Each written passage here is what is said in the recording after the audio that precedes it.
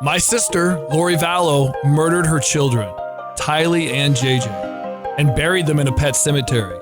And we're all trying to make sense of it. So let's talk about it. All right, so this episode, we're kind of excited because we have a guest in here that we're going to be talking to. And his name is Brax. He's my cousin, and he's Uncle Rex's nephew. And one of the cool things about Brax is that Brax was closest to my age growing up. So growing up, me and Brax were the closest when our families got together, and we did a lot of fun stuff. And Brax taught me how to ride a motorcycle. So Brax, first of all, welcome and thank you for being here with us today. Oh, thank you. Yeah. So, okay, so the title of this podcast is The Tale of Two Cousins, because Braxton and Lori both were interested in what a lot of people are interested in, and that's, the end of the world and things that are happening, signs that are given, before the end of the world comes. And there's not just you and Lori. There's lots of people that are really into just trying to figure this thing out, right? You wrote a book about it. I did. So tell us about that for a second first. Well, I wrote a book about the end of the world and all the scenarios that could actually happen and how to prepare for them. I did that. It's called A Letter to My Friends, because I really wrote a letter to my friends, and it ended up being after a year and a half and turned into a book. Yeah. So it was basically that. And from there, I did a show called Doomsday Prepper with National Geographic. I was season 2 on there. It's called Am I Nuts or Are You? And it was about prepping for the end of the world. Right. How me and my family did that. And from there, it just kind of continued on. Yeah. So so you are the only one between me, you, and Rex that have actually talked to Chad Daybell. So give us kind of a background of being a prepper and being prepared. There's a whole group called Prepared People or something, right?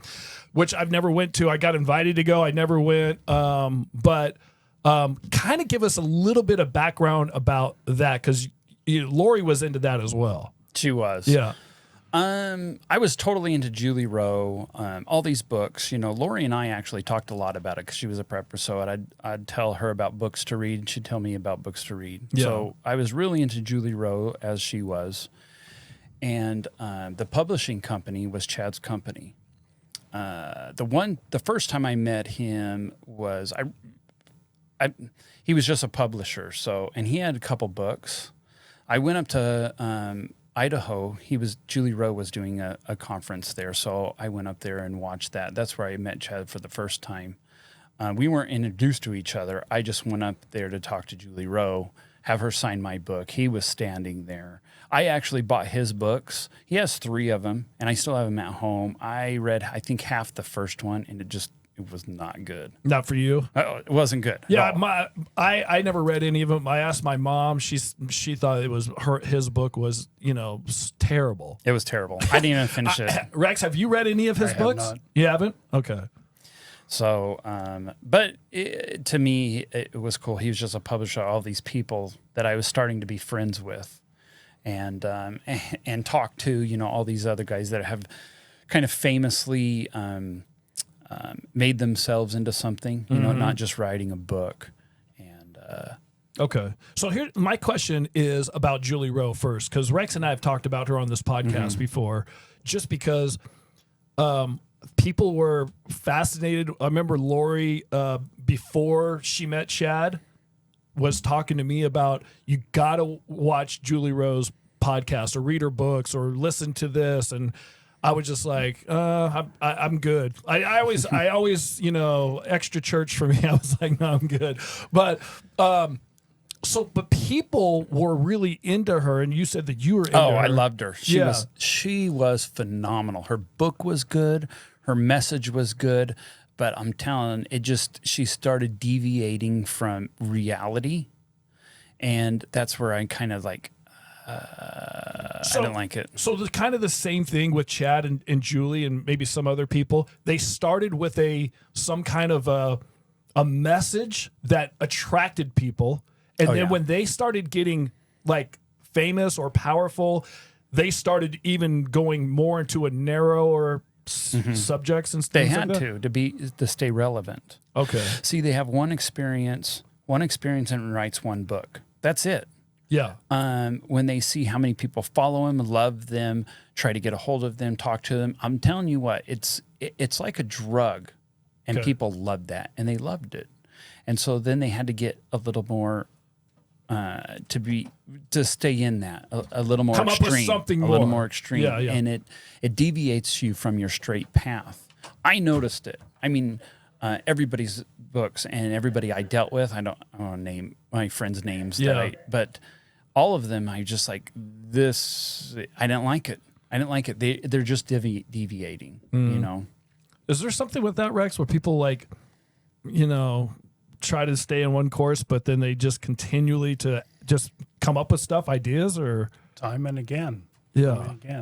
And in their minds, I'm sure they're saying, like, we're very conscious of this, so we're trying not to fall to that, but we're saying, if I have something to offer people, I want to offer it to them. Brax has a little, I think, more realistic take on that in terms of Chad and Lori, so I'm looking forward to hearing it. Oh, let's hear that. So we don't know Chad at all, but it boggles my mind how people can be attracted to following him just because I've never, you know, heard him speak. I heard that he gave Alex some incredible blessings where he put his hands on his head and gave him the like, you're the angel of whatever, and gave him, and people just gravitated to that. But you've been around him, you know him more than most of us, so maybe you can tell us a little background. Like Rex and I don't really know anything about him.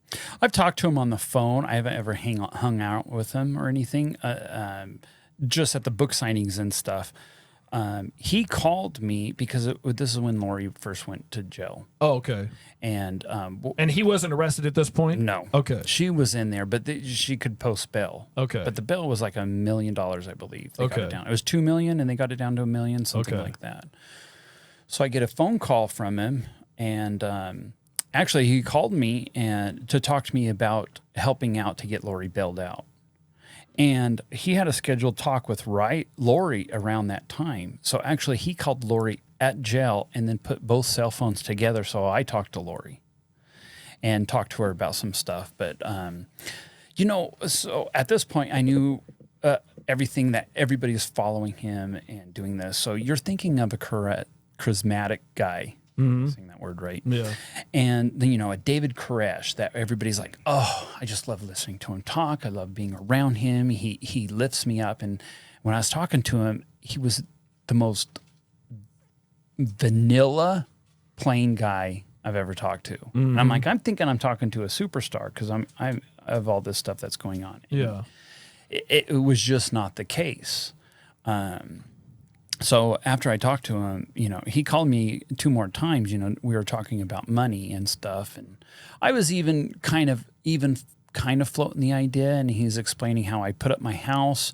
I'm not going to lose my house. I just put it up, and Lori won't run, and she just goes to court, and then you just rip up the papers that they don't own your house anymore. And I'm like, Chad, that's my biggest investment. That's a lot. And I'd have to babysit Lori. Well, can I even go back for a second? Because when Lori was taken to jail, is because she wouldn't tell anybody where her kids were.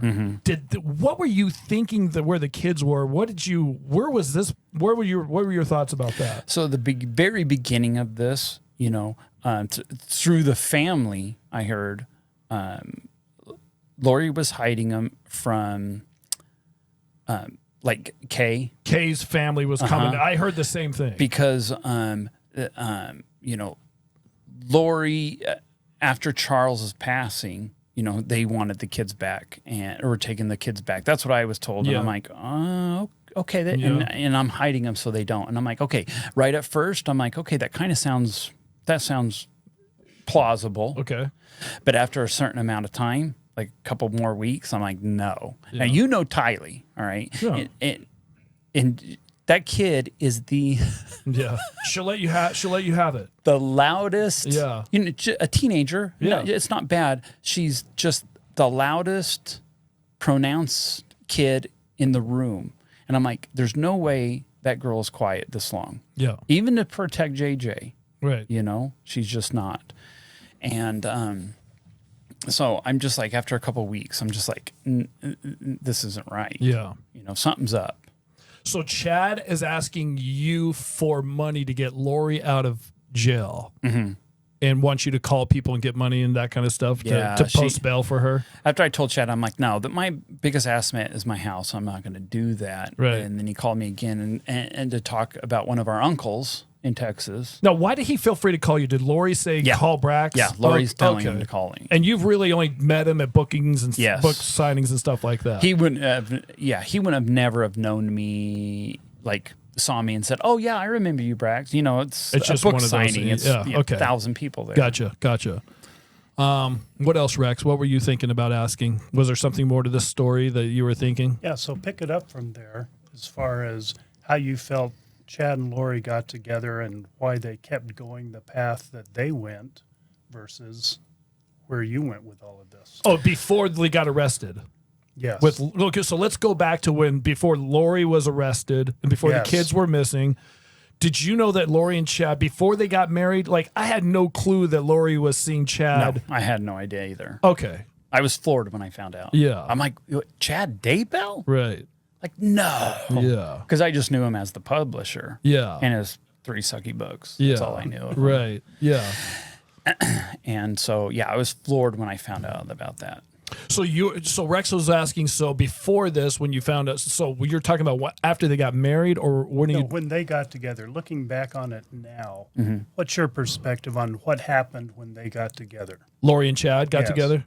I think everybody has asked me, a lot of people have asked me, and the family has asked me, you know, why those two were destructive. I'm like, if you separate those two, they were perfectly harmless. And a lot of people have said that.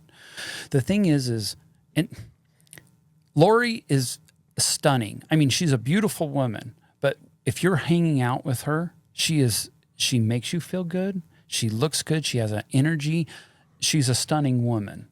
You know, you don't see that with her in jail, but you know, outside of jail, she's awesome. So I know Chad saw, you know, and she was interested in him. He had nothing to offer. He wasn't a writer. He didn't know anything later. I mean, he told her that everything was true to try to make him look better. Mm-hmm. But so he had to have something to keep her interest. You know, that's like a supermodel. That's like a supermodel coming and talking to me. I got to make myself look better. Yeah. I have nothing else to offer. Right. And so I think he just went off the total deep end and about the end of the world and stuff. Now, you got to understand, people that are prep, like me, you spend hundreds of thousands of dollars. You think about every contingency. This is a lot of people, it controls their life. And I never control my life. I'm just way, way, way into it. You want to be prepared if there's something coming. Oh, there's something coming. And I want to you want to be prepared for it. You want your family to be prepared for it. Exactly. And a lot of people do prepare for it. There's a lot of people who have food storage. A lot more smart people. They have a game plan if there's a blackout. I mean, there's people that have plans. Okay, so Lori's always had a plan. But think about this. She's had a plan for this for years and years and years.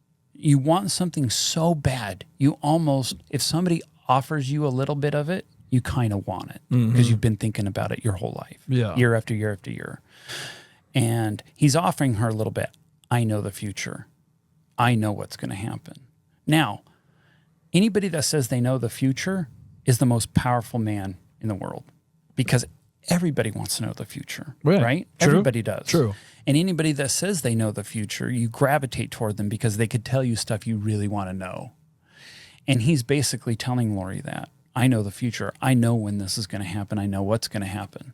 Of course, how could she not be attracted to that? Because she's wanted this her whole life. Finally, there's a man that's going to tell her everything in the future, and she could prepare for that and be in line with it. So Lori bought all in on Chad telling her what the future is, when the end of the world's coming, and all this stuff. Mm-hmm.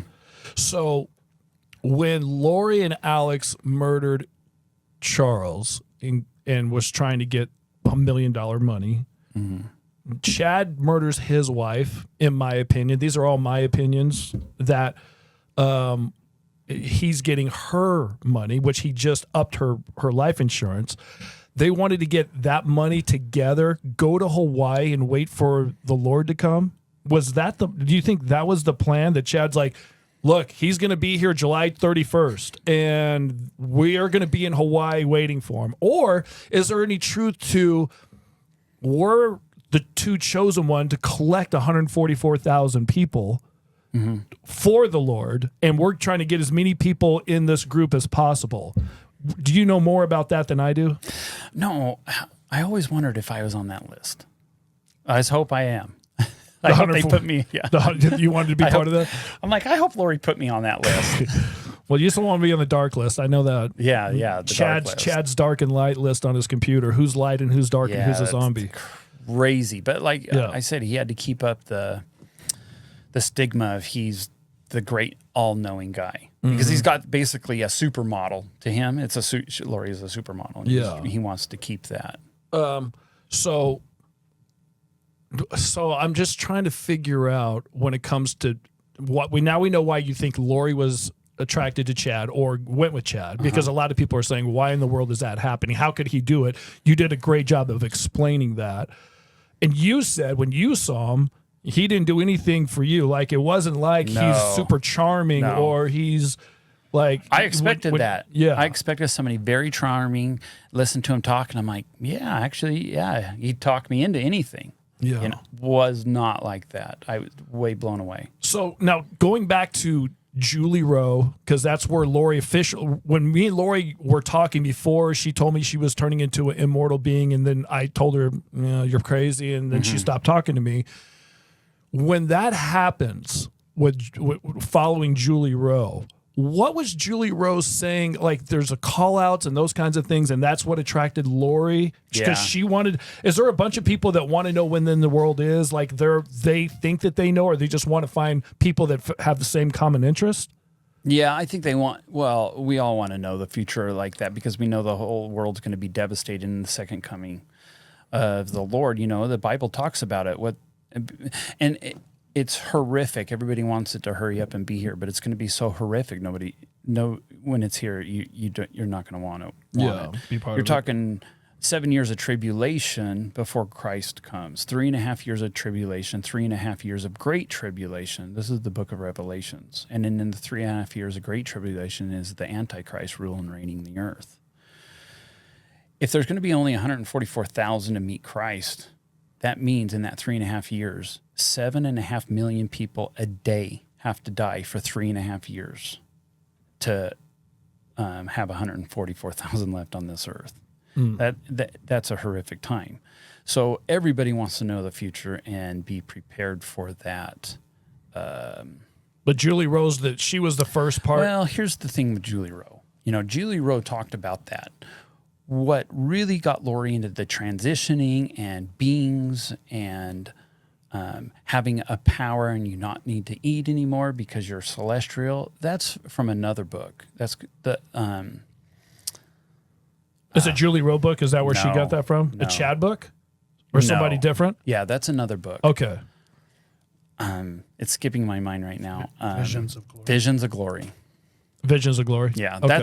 that's where she got that book from. All Okay. that stuff from. Okay. Not Julie Rowe. Okay, so Lori reading several different books and listening to several different podcasts probably had a ton of things in her head. Yeah, she's got pieces of every book, and she's kind of put it together for her own. She has her own Yeah. thing. And then and Rex and I talked about this too, that Lori by herself would have constantly went on of just like trying to predict the end of the world and stuff. But when she met Chad, and Chad then took it into the next level of gave her some promises of there's dark spirits, there's there's zombies, and we got to get rid of these. So what do you know about that? Getting rid of zombies, killing people, like where Alex went on this killing spree with Chad, and what do you know anything? That's 100% Chad, because I've read every end of the world book. Everybody that's had a dream or a vision or anything, whether I believe it or not, I've read it because I've enjoyed it. Yeah. Nothing like that says anything about that. I think that's 100% him making it up. Okay, now let's go to you and Lori both were kind of in the same situation where you both were interested in this. And as Rex would say, you both took different paths Because obviously you weren't part of Lori and Chad and Alex's situation. No. Okay. When did you, so the decision making, there had to have been a time where you decided something was not right, or how deep does it go? Or did you go, or what did you believe? Or I'm very rational, and especially my wife keeps me down on that. I get a little crazy with food storage and prepping and everything, and she's kind of like my anchor holding me down. Yeah. But you know as a human being what's right and wrong, and just some of the stuff they were saying, I'm like, that doesn't sound right to me. Everything in the second coming is about Jesus Christ, and it's not bad stuff. I mean, it's a time to glorify his return. And they're kind of went off the little edge and started getting a little bit darker, and you could recognize that pretty fast, pretty easy. Mm-hmm. I know Lori recognized it until she got with Chad, and he had to have, I don't know this for sure, but he had to have started promising her a little bit more. To keep her around, like a little more of, I know this in the future. I know this. I know this. It makes sense to me what you're saying. It makes sense, like it goes hand in hand. Of people are just trying to figure out how in the world did Lori and Alex follow Chad, and you're telling us that he probably just kept going deeper and deeper and deeper and deeper. He had to keep making things up to keep her interest in this whole thing. Yeah. Now, Lori's had a rough life. You know this. Yeah. I mean, really rough. So when somebody points out a glorious end to your life, you like that. Alex is the same way. He's promised by this guy who he thinks is above him. Like, look, he wrote a book. Oh, well, geez. That's... Well, did they think that he was like even higher? Like, did Chad... They had to have. Chad proclaim like he was higher than Jesus or something like that? Or...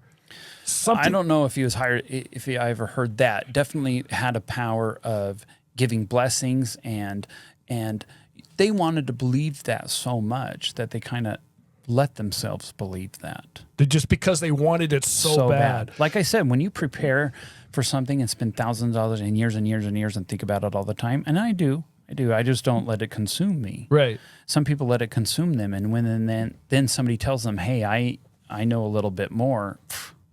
Yeah. Like, Lori read every book. Like, we'd call each other and say, hey, have you read this book? Have you read this book? When we did that, in 2017, I spent a week there in Hawaii. My wife and I, we stayed at their house and for the whole week. And it was nothing but prepper talk the whole week.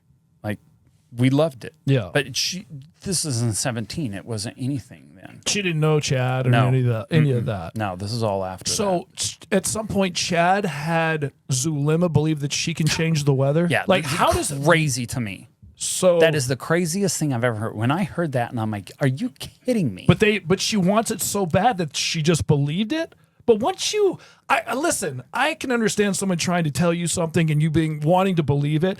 But if somebody told me you can create a tornado and start a tornado somewhere, you're in charge of weather, and I'm like, okay, tornado. How do you as a person know you can't do that? Well, one of the texts between Chad and her was they were tracking Brandon.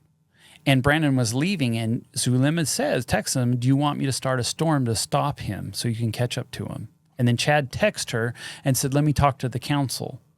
And I'm like, you got to be kidding me. How did this guy convince these women? I just don't get it. And who's the council? I think it's him in heaven. It was heaven. Oh, so he's saying that he's talking to the council in heaven. Right. Then they'll tell him, and then he'll tell, like he's the prophet. Yeah, or he's the prophet. Wow. Rex, you got to say something, because I always go off on deep ends because I'm just like consumed by... Well, this is the deep end. This is beyond reason. And I love the way Brax said it.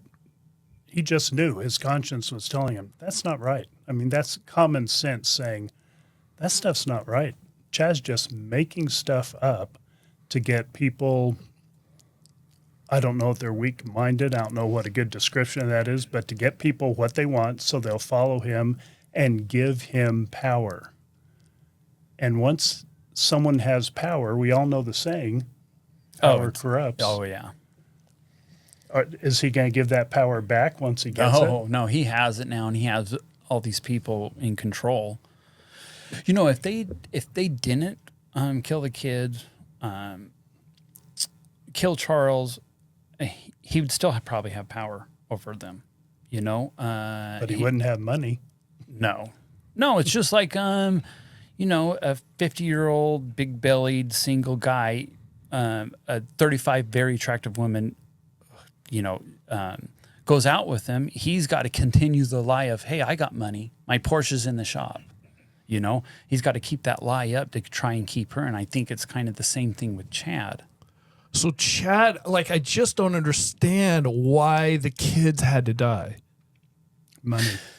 What money? Follow the money. But what money? Social Security payments. For $4,000 a month. Yeah. And that's such see, the money, Tylee's money was going to Tylee. But what about this thought? That the kids are gone, Lori's all mine. I don't have to worry about her having kids anymore. Isn't that, I mean. Definitely, I'm sure that was part of it. But if the kids are alive, you're accountable for the money. Okay, let me go back to one other thing with the kids, because I'm always wondering why in the world would you feel like you have to kill the kids? The other thing that goes to my mind is that Tylee and JJ may have saw Alex and Lori kill Charles. They knew about it. They had to have. Tylee had to have known about it. Well, they were both there, but Yeah. they were saying that the story that I got with that was they were outside, they were gone, they were in the house. I got 20 different stories, so I don't know exactly where they were. But if they witnessed it or saw it or something, that would be something else. Mm-hmm. But because I just can't figure out why the kids had to go. Why the kids? And that's a question the whole family is always asked.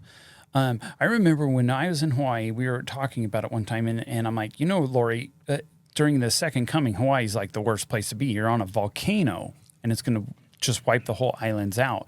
And I remember she said, I know, me and the kids are going to get in a car, and we're driving right into the lava because I don't want to deal with it. And that didn't stick out into me. That didn't throw a flag or anything. A lot of people say that. I don't want to deal with the heartache. We'll just do it. And she wanted to protect the kids from all the bad stuff that's going to happen. I get that. She's a mom, and she's a phenomenal mom, and she's a phenomenal mother. She was great.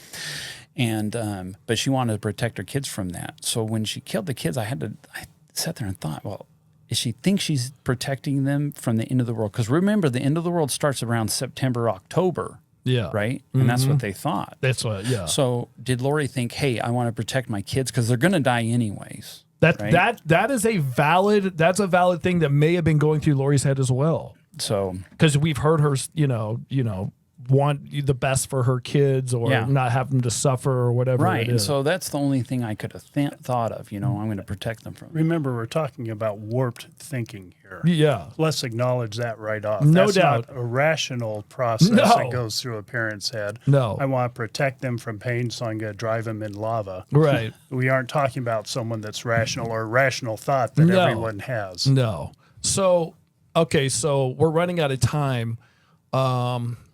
I'm just trying to think with the situation with Chad and Lori, if there's any other insight that we may have missed, or is there any other questions that we have for Braxton while we have him on? Anything, Brax, that we should have asked you about, insight that you had about that? I think we cleared on all that stuff. I mean, it's just the answer why with the kids is our biggest question. That's the only thing I could rationally think of. I want to protect my kids from going through all that heartache. Now, Charles was in the way. I understand that. That's why he went. And Chad's wife, she was in the way. But the kids weren't. Yeah. So they weren't in the way. Well, they were in the way, meaning they would have to care for them if they were around. Yeah. And they could do that. I mean, in the way of them being together, the kids weren't in the way. Honestly, Tylee could have gone to any family member. No doubt. And JJ. Yeah, same. And so I just think Lori's mind at that time was, I want to protect them from the horrible of the end of the world. It's interesting to hear that. It is, because there's so many different things, and none of us are in Lori's head, so we don't know what she was thinking. I don't know if we ever will get that answer. Right. Hopefully one day we will. And let's not misconstrue that to say that there's any justification for what she did. No. No matter what she was thinking. No. It was just pure evil. Yeah. Well said. Yeah, Thanks. that's true. Thank you, Brax, for being here with us. Thanks, guys. We'll see you guys on the next episode coming up with us. This has been Tylee and JJ's Silver Linings Podcast. Your input is helping us make sense of this. We encourage your comments on our Facebook page or email Tylee and JJ Silver Linings at gmail.com.